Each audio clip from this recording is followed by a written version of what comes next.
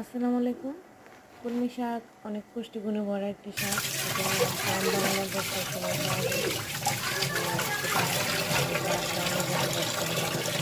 এটা খেতে পারে।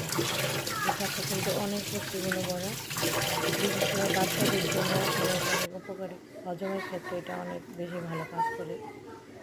তো কলমি শাকটা আসলে আমার অনেক প্রিয়। এটা মাছ দিয়ে রান্না করলে খুব ভালো লাগে। এটা শাক বড় বড় করে কাটতে রান্না করলে ভালো লাগে। তারপরে হচ্ছে কুচু কুচু করে রান্না করলেও ভালো লাগে। যাই হোক, আর গ্রাম অঞ্চলে এরকম অনেক পুষ্টিকর শাক সবজি আছে যেগুলা আশেপাশের জমিন থেকে পাওয়া যায়, কিনে খেতে হয় না। যেমন বর্ষার সিজনে হচ্ছে গিয়ে শাপলা, কলমি শাক, এগুলো তো কিনে খেতে হয় না, এগুলো জমি থেকে তুলে খাওয়া যায়।